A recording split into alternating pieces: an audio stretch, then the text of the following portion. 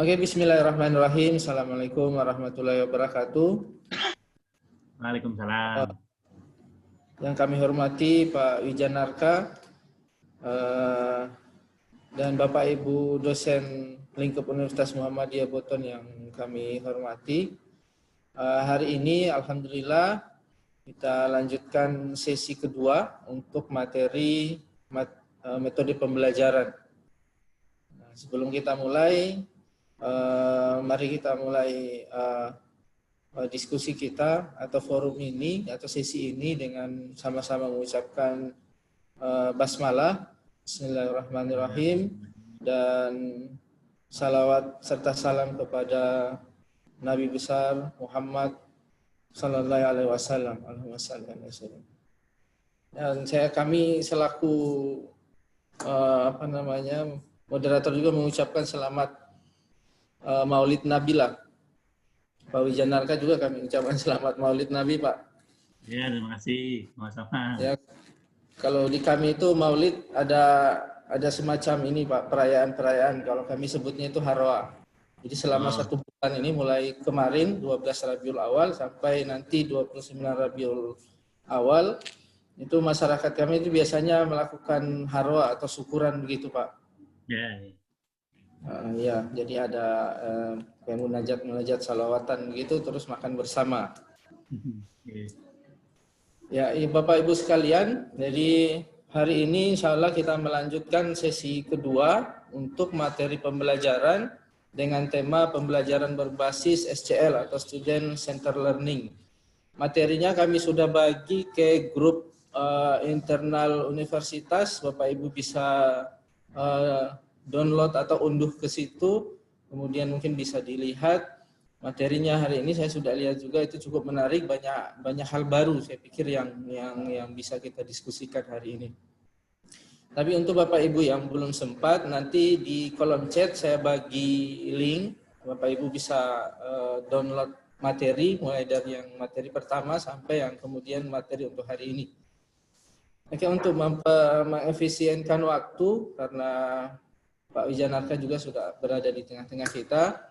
Mari kita persilahkan kepada Bapak Wijanarka untuk kemudian mendiskusikan atau menyampaikan materinya mengenai pembelajaran berbasis SCL.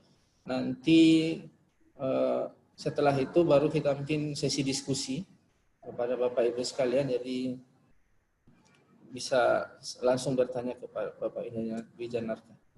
Oke Bapak Ibu, terima kasih dan saya serahkan waktu untuk Pak Wijanarka. Ya, silakan Pak. Oke. Baik, terima kasih Pak Andi selaku moderator ya. Assalamualaikum warahmatullahi wabarakatuh. Selamat pagi. Waalaikumsalam warahmatullahi wabarakatuh. Salam sehat semua.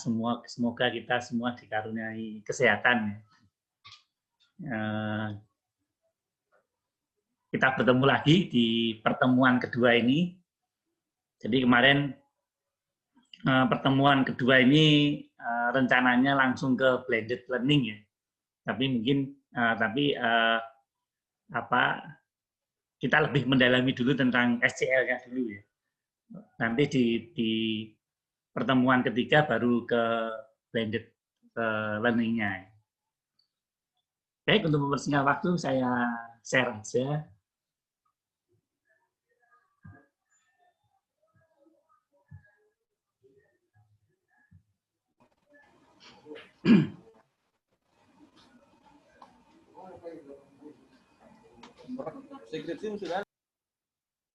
Kelihatan Bapak Ibu semua? Sudah kelihatan Pak. Kelihatan ya. Nah, ya. Jadi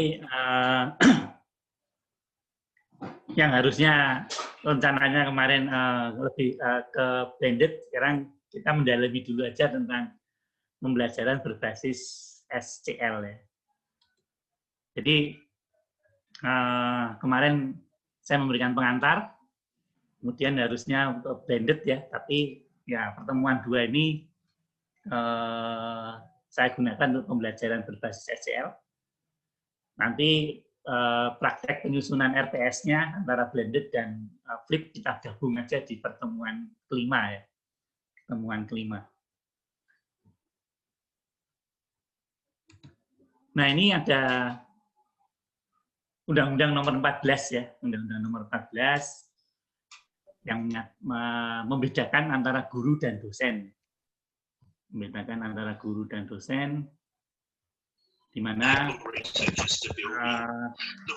dosen itu adalah pendidik profesional dan ilmuwan dengan tugas utama mentransformasikan, mengembangkan, dan menyebarluaskan ilmu pengetahuan, teknologi, dan seni melalui pendidikan. Pendidikan berarti ke arah ke mahasiswa, ya. Pengajaran, dan sebagainya, pembelajaran, penelitian, dan pengabdian kepada masyarakat. Nah, ini jadi tugas kita itu sebetulnya ada 3 ini. Jadi pendidikan, penelitian, dan pengabdian masyarakat. Mungkin di sana 2 hari yang lalu banyak yang lembur ya. Banyak yang lembur memasukkan proposal Simlip Tapmas, baik proposal penelitian maupun proposal pengabdian pada masyarakat. Tadi malam baru ditutup dan paling lambat tanggal 29 jam berapa? 24 sebelum 24 ya, jam 23.59. Nah, 2 hari yang lalu sekitar 3 hari yang lalu saya lihat Simlip Tapmas itu di jam-jam sibuk ya, ada sekitar 2.000 pengunjung yang kelihatan di webnya itu kan kelihatan. Hari ini pengunjungnya adalah 2.000 sekian, berarti kira-kira ada sekitar 4.000-an ya, 4.000 lebih mungkin ya. Dosen-dosen di seluruh Indonesia itu memasukkan proposal Simlip Tapmas ya. Pasti di kampus Universitas Muhammadiyah Buton ini juga ada yang memasukkan proposal penelitian dan pengabdian pada masyarakat tersebut.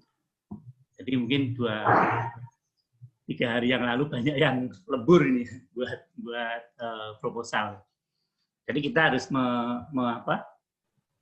memahami dulu bahwa kita tidak hanya mengajar, melakukan pembelajaran, tapi juga harus mengembangkan dan menyebarluaskan pengetahuan melalui penelitian dan pengabdian pada masyarakat. Ini ada sekedar gambaran ya, gambaran ruang kelas. Yang kiri lebih banyak dosennya yang berperan, yang kanan mahasiswanya juga aktif berperan. Jadi ini yang membedakan antara pembelajaran dulu dan pembelajaran kini. Pembelajaran dulu dan pembelajaran kini. Nah, ini juga ilustrasi lagi. Mungkin kalau pembelajaran yang saat ini, yang selama ini kita lakukan, 16 kali pertemuan, ya, semuanya dosen ceramah selama 16 kali. Akibatnya, ya tadinya mungkin mahasiswanya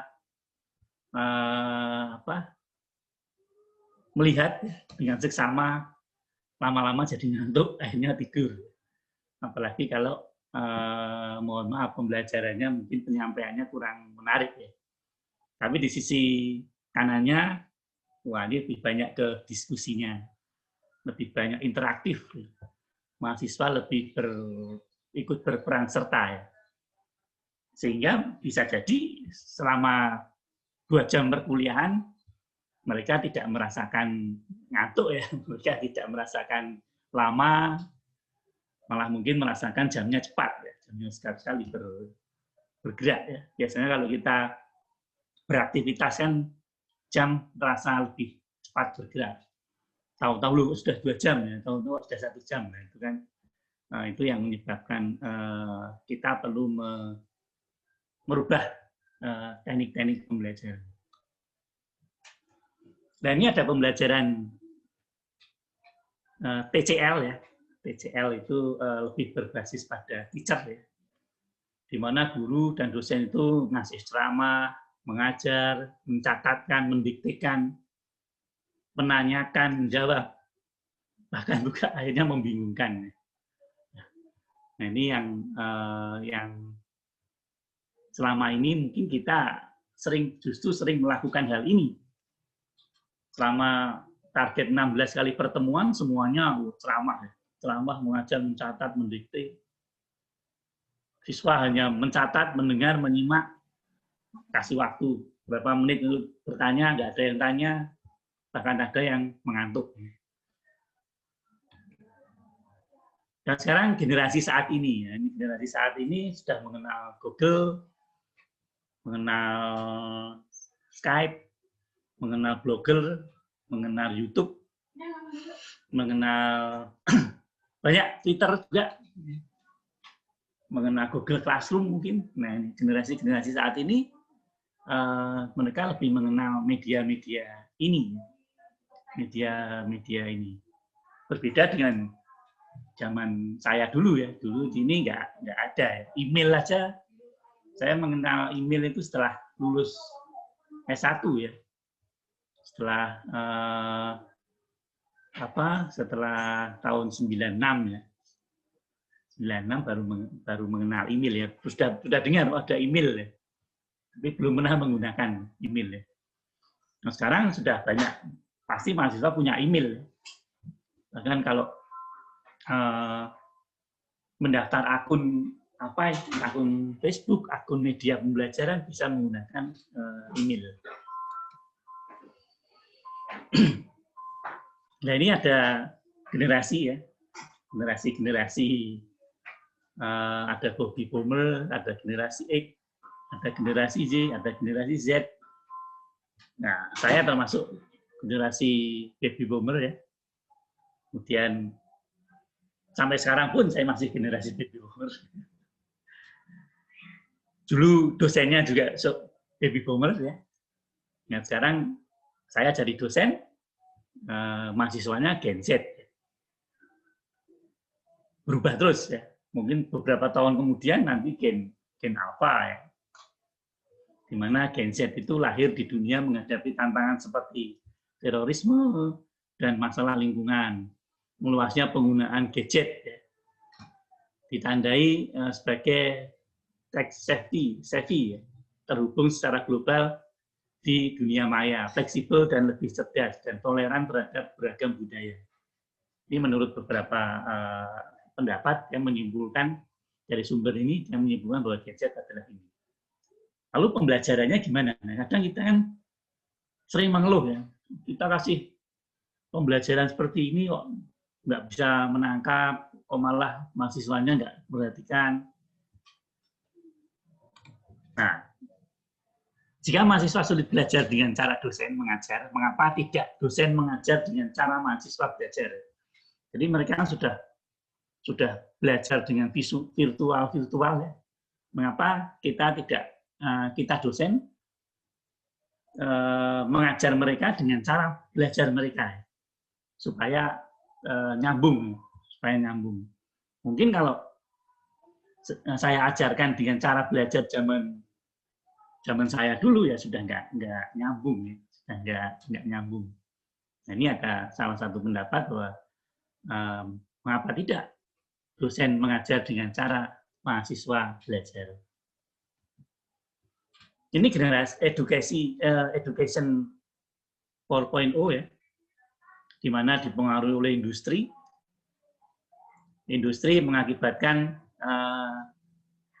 pendidikan 4.0 yang berubah ya. Jadi a picture containing text ya, map, ini semuanya sudah mengalami perubahan ya. Jadi pendidikan 4.0 juga mengalami transformasi ya. Perlu beradaptasi dengan teknologi. Nah, akibatnya nah sekarang reorientasi kurikulum harus reorientasi, harus berpegang pada abad 21 skill ya. Pembelajaran harus blended ya, gabungan, bauran istilahnya. Kemudian learning resource, ya, literasi data, physical infrastruktur, dan AI. Ini semua merubah cara kita memberikan metode-metode pembelajaran. Nah, ini ada satu perbedaan ya. Perbedaan yang dulu itu guru sebagai atau dosen sebagai sentral pembelajaran. Nah, yang sebelah kanan, nah sekarang student ya, mahasiswa yang menjadi pusat dari pembelajaran. Jadi guru bisa berada di mereka ya. Kalau yang kiri ini selalu berada di depan ya. Kalau yang kanan ini bisa berbaut dengan mereka. Dan ini pun nanti akan mempengaruhi desain ruang kelas ya. Akan mempengaruhi desain ruang kelas. Nah, mungkin kebanyakan ruang-ruang kelas kuliah di universitas itu lebih cenderung didesain yang sebelah kiri ya. Sehingga ketika akan menerapkan student center learning akan kesulitan merubah desain kelasnya. Jadi akhirnya nanti muncul, nanti di belakang akhirnya nanti muncul ruang kelas yang fleksibel, ruang kelas yang fleksibel, dan kita perlu mendesain ruang kelas yang fleksibel. Universitas perlu menyiapkan ruang kelas yang fleksibel, ya. Tidak ruang kelas yang yang rigid gitu ya, yang fleksibel. Nah, ini student center learning. Jadi intinya ada dosen, ada sumber belajar, dan ada mahasiswa ya. Sebagai dosen sebagai fasilitator dan motivator. Kemudian mahasiswa menunjukkan kinerja kreatif, ya, kognitif, psikomotor, afektif atau utuh. Nah, sehingga perlu menitik beratkan ya interaksi ya, terciptalah suatu interaksi yang menitik beratkan pada metode of inquiry and discovery. Nah, ini yang kita perlu kembangkan ya.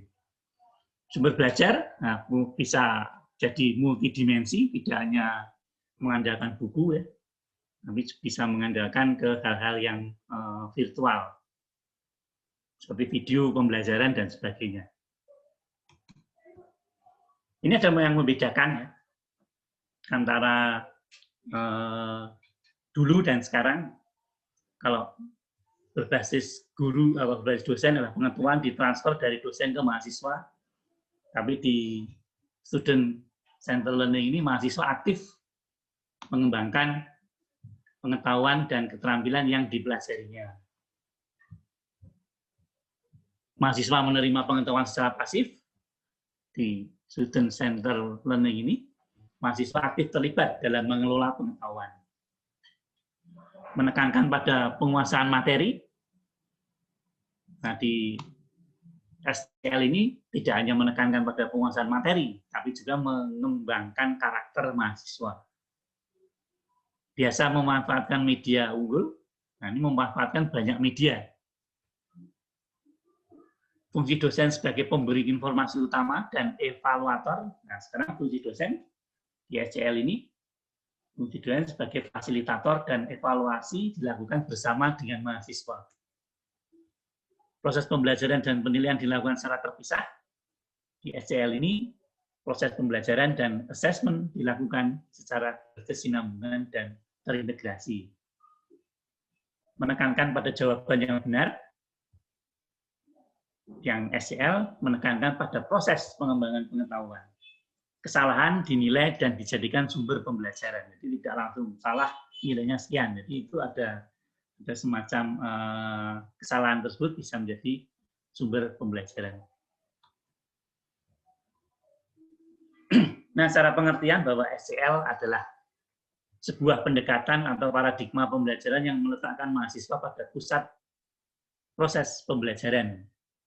Dengan beberapa elemen SCL, yang pertama adalah menitik beratkan pada pembelajaran aktif, menekankan pada pembelajaran dan pemahaman yang mendalam, meningkatkan tanggung jawab dan akuntabilitas mahasiswa.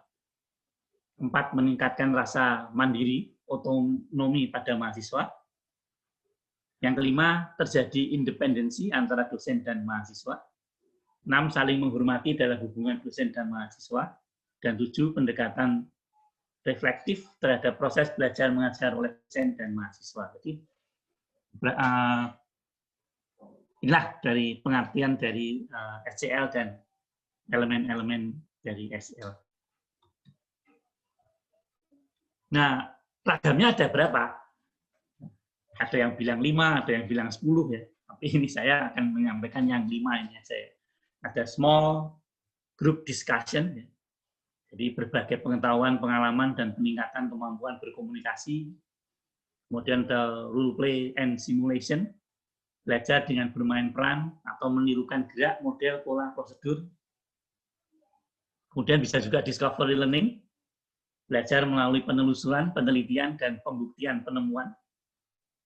Kemudian self-directed learning, ya, belajar berdasarkan pengalaman sendiri. Cooperative learning, belajar dalam tim dengan tugas yang sama untuk mencapai tujuan bersama. Kemudian yang keenam, collaborative learning, belajar dalam tim dengan tugas yang berbeda untuk mencapai tujuan bersama. Yang ketujuh, contextual learning, ya, doing the real thing. Yang kedelapan, project-based learning, belajar berdasarkan target dan perencanaan. Nah, 9, problem-based learning dan inquiry, ya, belajar berdasarkan pada masalah dengan solusi, open-ended, melalui penelusuran dan penyelidikan atau penelitian. Nah, 2 bulan yang lalu atau 1 bulan yang lalu, Pak Menteri atau Mas Menteri itu kan pernah menyarankan kepada dosen, kalau mengajar jangan hanya memberikan ceramah saja, datang ke kampus kuliahnya ceramah, tapi ya sebaiknya diajak studi kasus, pemecahan masalah, diajak diskusi. Nah, inilah yang dimaksud dengan Mas Menteri itu, bahwa kita ya sebaiknya menerapkan SCL ini. Bisa jadi ya 9-9-nya diterapkan, atau mungkin tergantung pada kompetensi dari mata kuliah masing-masing. Jadi nanti di paling belakang ada cara menentukan metode yang tepat. Jadi Mas Menteri mengharapkan di kampus itu ya tidak hanya satu arah ya, dosen mengajar, mahasiswa mendengarkan, tapi ya ajaklah mereka berdiskusi dalam beberapa kegiatan metode pembelajaran ini. Baik, kita kupas satu-satu ya, ada contohnya nanti. Nah, yang pertama adalah small group discussion, ya, di mana mahasiswanya kenapa? Ya, mahasiswanya membentuk kelompok 5 atau 3 ya, memilih bahan bebas, mempresentasikan paper dan mendiskusikan di kelas, berdiskusi, memberi dan menerima umpan balik, berpendapat disertai fakta dan berargumentasi yang baik, mengemukakan ide-ide, menyimpulkan poin-poin penting dalam diskusi, menelaah latihan, kuis, tugas, menulis, membandingkan teori, konsep, isu, dan interpretasi menyelesaikan masalah. Jadi mahasiswanya diminta seperti ini. Lalu dosennya membuat rancangan bahan diskusi dan aturan diskusi, menjadi moderator dan sekaligus mengulas pada setiap akhir sesi diskusi mahasiswa, memberi umpan balik bagi mahasiswa dan melakukan evaluasi. Sehingga akan diperoleh kemampuan yang diperoleh oleh mahasiswa apa? Kerjasama. Sekarang dunia kerja itu kan lebih ke teamwork ya. Nah, ini sudah belajar kerjasama ya. Berkomunikasi, skill presentasi, mengemukakan pendapat, leadership, kemampuan analisis, saling menghargai, berpikir kritis, percaya diri, inisiatif, tanggung jawab, mengambil keputusan, pemahaman materi lebih cepat. Jadi ini mengenai small group discussion. Dan ini ada contohnya ya. Yang ada contohnya, ilustrasinya yang kiri, ya, dari membentuk Pakai suatu tengah sampai foto. kelompok, ya. Kemudian yang kanan itu ya ada contohnya, jadi dalam satu kelas. Nah, akhirnya terjadi ruang kelas yang fleksibel, ya. Kursinya bisa harus diubah, dipindah. Pindahnya harus lebih mudah, ya. Jadi kursinya juga harus dipilih yang bisa diangkat, dipindah. Syukur bisa ada rodanya, mejanya bisa ditarik itu, nah itu akan lebih fleksibel. Yang kedua ada role play and simulation learning, di mana aktivitas mahasiswanya antara lain, nanti saya tidak saya baca semuanya, ya, yaitu mempelajari dan memahami suatu peran yang ditugaskan, ya, intinya kan itu mempraktekkan, kemudian mengembangkan kemampuan sintesis. Aktivitas dosennya merancang situasi, ya, dosennya mensituasikan, ya. Misalnya pelajaran ekonomi tentang apa, ya, tentang penjualan, ya, siapa nanti yang jadi manajernya, siapa yang berperan sebagai ini, ya. Itu dosen punya kegiatan seperti itu, kemudian mendemonstrasikan suatu peran atau pekerjaan tertentu, membalas kinerja mahasiswa, dan melakukan evaluasi kinerja belajar mahasiswa. Ya, dengan pembelajaran ini, maka mahasiswa akan mendapatkan pengalaman dan terampil, ya, imajinatif, kreatif, empati, apresiatif, dan peka terhadap situasi. Percaya diri, jujur, leadership, ketepatan analisis, dan menirukan peran, mandiri, dan tanggung jawab. Ini ada salah satu contohnya. Nah, ini bisa juga diterapkan, ya, diterapkan di tingkat universitas. Ini contohnya mungkin ini anak-anak SD, ya. Sekarang pun di SD banyak yang seperti ini, menerapkan metode ini, ya, ini menirukan peran. Yang ketiga adalah discovery learning, ya, yaitu mahasiswanya mencari, mengumpulkan, dan menyusun informasi yang ada untuk mendeskripsikan suatu pengetahuan yang sedang dipelajari, kemudian diskusi dengan kelompok, membuat kesimpulan. Nah, dosennya ngapain? Dosennya menyediakan data, metode untuk menelusuri pengetahuan yang akan dipelajari mahasiswa, memberikan bimbingan, memeriksa, dan memberi ulasan terhadap hasil belajar mahasiswa. Dengan metode ini, mahasiswa dapat apa? Kayak kemampuan penelusuran, identifikasi masalah, kreatif, inovatif, inisiatif, kemandirian, kemampuan sintesis, dan analisis. Ya. Berani ulet, berpikir kritis, dan pengalaman problem solving. Nah, ini ada salah satu discovery learning, ya. Contoh-contohnya seperti ini, jadi menemukan sesuatu, ya. Kita lihat aja ruang kelasnya, ya. Ruang kelasnya itu fleksibel, kan, tidak seperti ya ruang-ruang kelas saat ini, ya, berbaris gitu, kan, berbaris. Tapi ini ruang kelasnya bisa diatur, dipindah-pindah. Ini ada video ini contohnya discovery learning, nanti bisa diklik di YouTube itu. Kira-kira discovery learning seperti itu, ya. Jadi menciptakan, menemukan, ya, mahasiswa untuk menemukan. Yang berikutnya adalah self-directed learning, ya, di mana mahasiswa adalah inisiatif belajar dari mahasiswa sendiri, belajar dalam bentuk kelompok. Jadi rata-rata ini semuanya belajarnya kelompok, ya. Kelompok merencanakan kegiatan belajar, melaksanakan dan menilai pengalaman belajar sendiri. Kemudian membangun pengetahuan, dan selanjutnya mempresentasikan. Dosennya apa aja? Dosennya memotivasi dan memfasilitasi mahasiswa, memberikan arahan, memberikan pengakuan, dan melakukan evaluasi.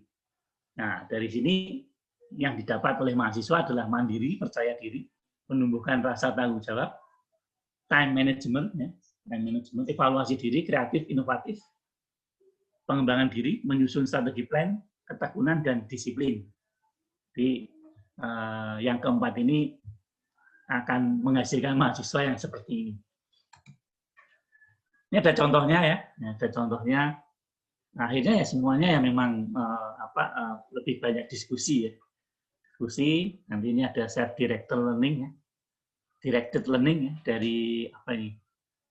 Maastricht University ya. Ini ada YouTube-nya, nanti bisa dilihat detailnya seperti apa ya dalam metode pembelajaran ini.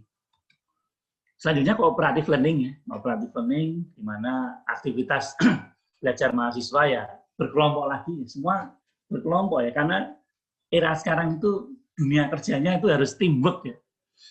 Dunia kerjanya harus teamwork, jadi mereka harus dipelajari tentang bekerja secara kelompok ya, melakukan koordinasi dalam kelompok, membahas dan menyembuhkan masalah, menjalankan tugas pembelajaran, mempresentasikan, sehingga mahasiswanya akan mendapat kemampuan bekerja sama dalam tim, rasa tanggung jawab dalam tim, komunikasi, leadership, bersamaan, toleransi, saling menghargai, penyelesaian masalah bersama, keterampilan sosial. Nah, kadang kan kita kalau membuat tugas ya, tugas kelompok dari 5 orang ya, bisa jadi yang bekerja hanya 2, yang 3 hanya pasang nama gitu kan.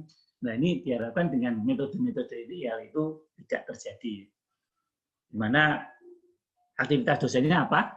Yaitu merancang dan memonitor proses belajar mahasiswa, menyiapkan kasus yang akan disampaikan ke mahasiswa. Ini ada kasus, mereka harus dipecahkan, menentukan tujuan akhir pembelajaran, memberikan arahan dan pembimbingan, melakukan evaluasi terhadap kinerja masing-masing mahasiswa dalam suatu tim.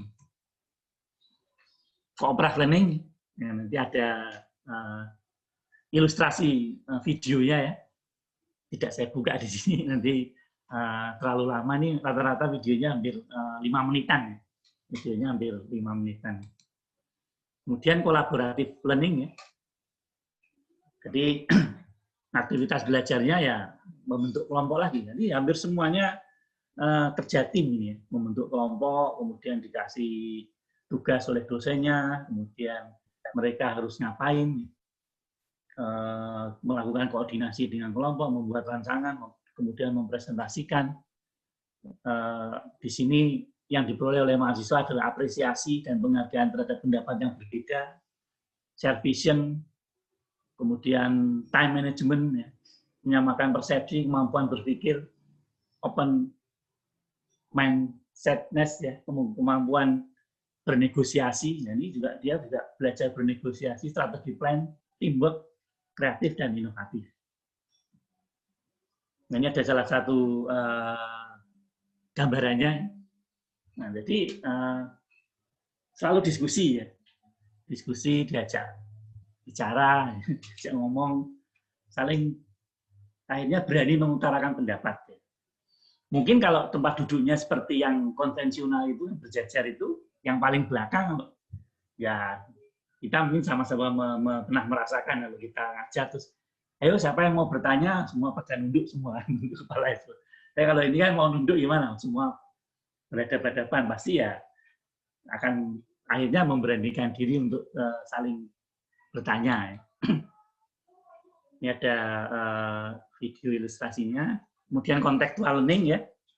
Jadi mahasiswa belajar dalam kelompok kecil, melakukan studi lapangan, membuat bahas konsep, mencari korelasi antara teori dan kenyataan, membuat kesimpulan, dan mempresentasikan. Dosennya menyusun tugas, menjalankan bahan kajian, menghargai setiap pengalaman, dan mengevaluasi hasil belajar mahasiswa. Mahasiswa yang diperoleh apa? Adaptif terhadap dunia nyata. Jadi kasusnya tentang dunia nyata ya. Kepekaan pada kebutuhan lingkungan, berpikir kritis, memperoleh pengalaman, kemampuan aplikasi, sintesis, responsif, apresiasi, berempati, kemampuan analisis, dan komunikasi. Contextual learning, ya ini ada ilustrasi mengenai videonya, video ilustrasi mengenai contextual. Kemudian project based learning, ya, di mana aktivitas belajar mahasiswa adalah belajar kelompok juga, mengerjakan tugas, kemudian belajar mengetahui dan pengetahuan dan keterampilan, menunjukkan kinerja dan mempertanggungjawabkan hasil kerja di forum, membuat proposal, ini sudah belajar membuat proposal, dosennya yang merumuskan tugasnya apa yang cocok, melakukan pembimbingan, fasilitator, melakukan evaluasi, sehingga mahasiswa akan mendapat rasa bertanggung jawab, terlatih membuat rancangan proyek. Nah, ini sudah terlatih membuat rancangan proyek, ya. Bekerja secara sistematis, menghasilkan proyek yang efisien, percaya diri, taat pada asas, dan sebagainya. Nah, ini ada ilustrasinya, jadi dikasih apa? Dikasih semacam ada proyek, ya. Dia diminta membuat proposal dan sebagainya. Kemudian problem based learning, ya. Nah, ini sama juga, dia kelompok 5 atau 3, menerima masalah sesuai dengan kompetensi tujuan pembelajaran, belajar dengan menggali atau mencari informasi, menganalisis, berdiskusi, dan presentasi. Nah, ini yang menarik, hampir semua learning base itu selalu presentasi di kelas, ya. Harus karena ya akhirnya belajar berkomunikasi, ya. Belajar berbicara, ya. Belajar menginformasikan ide, ya. Dosennya di sini merancang tugas, memberikan arahan sebagai fasilitator, melakukan evaluasi terhadap kinerja mahasiswa. Jadi dari 9 ini, kebanyakan dosen ya hanya sebagai fasilitator, ya, moderator, fasilitator, ya. Kemudian kemampuan yang diperoleh oleh mahasiswa ya terlatih menyelesaikan masalah, berani mengambil keputusan, berpikir kritis, prioritis, selektif, tanggung jawab, menggunakan metode, kemampuan lifelong learning, dan kemandirian. Nah, ilustrasinya nanti bisa dilihat di video ini. Nah, akhirnya hal ini bisa jadi ajang untuk promosi, ya. Ajang untuk promosi, ya. Ini saya dapat dari Polteknes, ya, Kemenkes Ternate, ya. Nah, dia mempromosikan bahwa di kampusnya kami menerapkan ini, ya. Aktivitasnya ini, ya. Aktivitas mahasiswa, aktivitas dosen, aktivitas ada small group discussion, simulasi, discovery learning. Nah, ini jadi apa? Jadi bisa jadi ajang mempromosikan perguruan tingginya, ya. Sehingga mahasiswa ya yang tadi bilang bahwa sekarang banyak Gen Z itu akan lebih tertarik, ya. Oh, kalau belajar di sana pembelajarannya seperti ini. Pembelajaran seperti ini, tidak pembelajaran tradisional, ya. Di mana saya, ya, orang mahasiswa Gen Z saya kan teknologinya sudah tidak pakai teknologi tradisional. Nah, saya sudah menggunakan teknologi gadget dan sebagainya. Nah, itu kan ini bisa menjadi ajang untuk mempromosikan suatu perguruan tinggi. Lalu ini perlu diperhatikan juga dari 9 itu kalau milih yang tepat yang mana, ya. Tentunya harus dikaji juga sarana dan alatnya, mahasiswanya seperti apa, kajian bahannya, kemampuannya, ini yang perlu diperhatikan. Efektivitas, efisiensi, tingkat kesukarannya atau tingkat kemampuannya. Jadi hal ini perlu dipikirkan juga dalam menentukan dari 9 itu mana yang tepat untuk suatu mata kuliah. Bahkan mungkin tidak mata kuliah, dari pokok bahasan. Jadi ini ada contohnya, jadi Bapak Ibu bisa membuat suatu tabel, ya, 9 itu, nah kira-kira mata kuliah ini kemampuannya yang diperlukan apa, ya, kira-kira gitu kan, kompetensinya apa, kira-kira yang tepat yang mana ini. Nah, ini kan perlu dibuat semacam ini, sehingga kita tahu, oh pelajarannya menggambar misalnya kan, pelajarannya menggambar, oh ya harusnya praktek, ya, nah, praktikum, ya. Oh pelajarannya memecahkan masalah, nah cocoknya di mana. Jadi bisa jadi nanti dalam waktu 16 kali pertemuan pokok bahasanya kan mungkin beda-beda. Pokok bahasanya ini kompetensinya ini, sehingga perlu metode yang tepat adalah ini. Pokok bahasan yang keempat kompetensinya adalah ini, sehingga metode yang tepat adalah ini. Jadi Bapak Ibu selaku pengajar, pengampu mata kuliah, ya sebaiknya membuat semacam tabel peta seperti ini. Tabel peta mana yang nanti kira-kira tepat digunakan sebagai metode pembelajaran. Sehingga nanti ini akan muncul di RPS ya, biasanya akan muncul di RPS, metodenya apa, itu akan muncul di RPS. Nah, akibatnya, nah sekarang dulu dosen sebagai satu-satunya pusat informasi, nah sekarang dosen sebagai motivator atau fasilitator. Ya. Jadi pembelajaran sudah tidak terfokus pada dosen, tapi berfokus pada mahasiswa. Akibatnya juga, nah kita perlu smart campus ya, smart campus.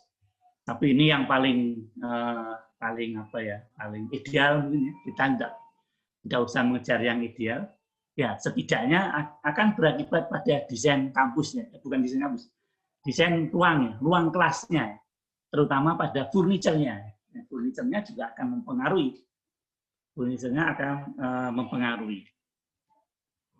Nah ini ada salah satu ruangan. Nah akibatnya ruang furniture itu harus fleksibel, bisa dirubah-rubah ya, bisa digeser sana, bisa digeser sini, gesernya harus lebih mudah, tidak perlu diangkat ya. Nah, di sini kan terlihat bahwa kursi-kursinya, bangku-bangkunya semua ada rodanya ya. Jadi bisa digeser sana, bisa digeser sini, bisa dikembalikan lagi. Kalau kursi yang tidak ada rodanya, ya mungkin agak sulit ya harus diangkat ya. Tapi ini kan memang tergantung ke kemampuan kita masing-masing ya. Jadi ruang kelas sudah tidak seperti zaman dulu lagi, berbaris, berderet ya. Saya juga pernah mencoba sebelum pandemi ya. Jadi mengajar dengan ruang bangku yang berderet itu ternyata ya yang belakang itu kadang nggak mendengarkan, terus ya HP. Tapi kalau dibuat semacam melingkar, jadi saya sebagai dosen bisa langsung bertatap muka dengan mahasiswanya, bisa melihat, itu akan mempengaruhi juga mahasiswa mahasiswa memperhatikan ya. Jadi ya akhirnya yang biasanya duduk belakang nggak kelihatan main HP, ya akhirnya tidak main HP ya. Jadi bisa melihat dosennya, karena dengan begitu maka dia akan sungkan kan bermain HP. Itu salah satu contohnya seperti itu. Jadi ya ini juga harus didukung dengan ruang kuliah yang fleksibel ini. Atau perlu juga, nah ini ruang-ruang yang fleksibel yang di luar bangunan ya, supaya tidak bosan. Nah, kita buatkan semacam ruang-ruang di halaman kampusnya, mungkin ada semacam taman untuk ruang kelas. Ya. Saya pun pernah membuat seperti ini di mata kuliah arsitektur kota, karena arsitektur kota itu lebih banyak keluar ya. Jadi kadang kami ngajak mahasiswa, yuk kita ketemu di taman ini ya. Nah kita bahas taman ya, di taman kota kita bahas ya. Kita diskusi di situ, kita lihat, memperhatikan orang berjalan di trotoar. Nah, itu kan mereka juga melihat kalau trotoarnya selebar itu, nanti dengan adanya 4 orang yang berjalan, nanti nggak akan apa yang terjadi, itu mereka bisa melihat kenyataannya seperti itu ya. Jadi mungkin ada baiknya juga ya, kampus-kampus itu ruang luarnya didesain, dalam desainnya ada semacam ruang-ruang kelas yang di dalam taman ya, sehingga itu bisa dimanfaatkan untuk belajar. Jadi mahasiswa mungkin mungkin tidak bosan di ruang terus, sekali tempo diajak belajar di luar ya. Nah ini pernah ada hibah ya, pernah ada hibah. Saya nggak tahu tahun ini ada atau enggak ya. Pernah ada hibah peningkatan kualitas pembelajaran melalui pembelajaran berpusat pada mahasiswa memasuki revolusi industri 4.0. Ini kalau nggak salah 3 tahun yang lalu ya ada ya. Nah ini saya harapkan ya kalau ada ini lagi ya mungkin dari UN Muhammadiyah Buton ini ya memasukkan program ini ya, memasukkan proposal ini ya. Sehingga nanti bisa menciptakan suatu metode-metode pembelajaran inovasi yang baru ya. Tapi nggak tahu ini ada lagi atau enggak ya. Tapi ini pernah ada metode hibah program ini pernah ada ditawarkan ya. Nah, mungkin dari saya itu saja ya. Nah, itu gambaran tentang SCL ya, SCL, dan akhirnya berdampak pula pada desain ruang ya, desain ruang kelas ya, terutama pada furniturnya ya. Furniturnya supaya furniturnya juga bisa fleksibel.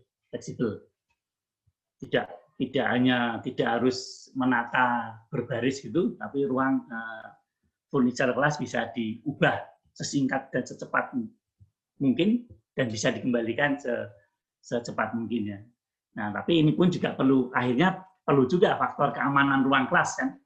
Ruangnya perlu kalau seperti tadi nah kalau seperti ini kan pengadaan ini kan juga mungkin kursinya mahal ya. Nah, ini kan juga perlu diamankan ya, ruangnya harus dikunci dan sebagainya ini. Ini kan perlu sesuatu yang yang perlu dipikirkan ya. Tapi ini kan hanya alternatif ya. Pakai kursi-kursi yang yang bisa mudah diangkat itu juga enggak masalah. Baik, mungkin dari saya itu aja. Terima kasih sebelumnya. Mungkin kita lebih banyak ke diskusi ya. Assalamualaikum warahmatullahi wabarakatuh. Waalaikumsalam warahmatullahi wabarakatuh. Terima kasih Pak Wijanarka atas materinya. Barangkali saya langsung buka saja sesi diskusi kepada Bapak Ibu sekalian. Jika ada yang ingin bertanya atau mengajukan pertanyaan, ya silakan langsung saja. Raise atau biar kami bisa buka ruang.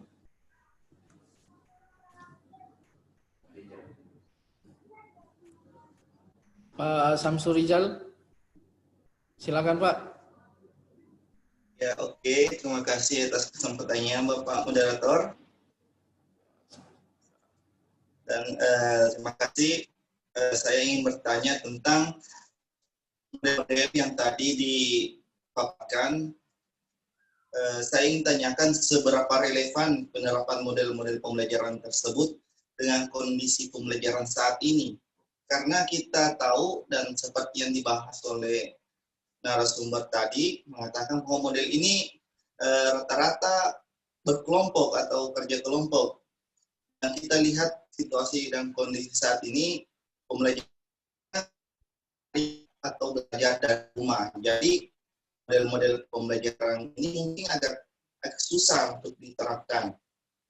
Dan yang saya ingin tanyakan, apakah ada model-model yang selain model-model dari yang ditampilkan di presentasi tersebut yang sesuai untuk pembelajaran di masa daring ini, namun tidak lepas dari mampu memunculkan coach atau kemampuan berpikir tingkat tinggi pada diri mahasiswa. Kita tahu tadi model-model tersebut adalah model-model yang mampu memunculkan kemampuan berpikir tingkat tinggi, kemampuan komunikasi, kemampuan kerjasama, kemampuan untuk berpikir kreatif dan inovatif. Tapi di tengah kondisi seperti ini, sepertinya model-model tersebut agak kurang efektif. Apalagi kita tahu bahwa kondisi misalkan di sebagian Indonesia ini kan jaringan internetnya agak tidak bagus. Mahasiswa juga sebagian tinggal di daerah yang jaringannya yang kurang bagus, sehingga walaupun kita berusaha untuk menerapkan model dalam yang disampaikan tadi dan modelnya diarahkan untuk kerjasama di antara mahasiswa, tapi ketika mahasiswa ini tidak mampu terakomodasi oleh keterbatasan internet, pastinya model ini tidak akan efektif. Jadi di masa pandemi ini model apa yang tepat?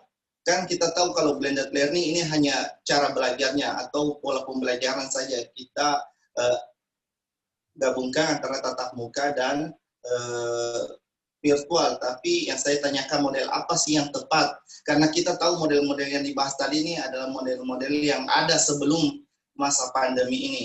Dan kita tahu arah pendidikan ke depan itu walaupun mungkin pandemi ini sudah berakhir, pembelajaran mungkin tidak sepenuhnya akan lepas dari kegiatan pembelajaran dalam jaringan atau pembelajaran online. Jadi yang ingin saya tanyakan, apakah ada model yang memang sudah dirancang yang sesuai dengan kebutuhan belajar saat ini, baik di masa pandemi ini ataupun setelah masa pandemi ini. Dan terima kasih atas kesempatannya. Saya ucapkan terima kasih. Assalamualaikum warahmatullahi wabarakatuh. Waalaikumsalam warahmatullahi wabarakatuh. Ya, silakan Pak Wi. Oke, baik, terima kasih atas pertanyaannya. Ya, memang model-model ini muncul sebelum ada pandemi. Ya. Model-model ini muncul sebelum ada pandemi. Diharapkan ya model-model ini diterapkan lagi ya setelah nanti pandeminya berakhir ya. Setelah nanti pandeminya berakhir, diharapkan kita universitas juga menerapkan hal-hal seperti itu. Walaupun dulu mungkin pada saat sebelum ada pandemi masih banyak juga yang tidak menerapkan hal-hal ini, lebih banyak ke teacher center ya, lebih banyak ke teacher center. Nah, memang akhirnya kalau dalam pandemi ini memang karena nggak boleh bertatap muka, ya akhirnya yang menjadi kendala adalah jejaring ya. Jejaring itu menjadi hal yang penting. Ya. Bisa juga diskusinya itu dilakukan melalui grup Zoom ya. Grup Zoom kan bisa dilakukan itu. Bisa juga lewat grup privat Facebook.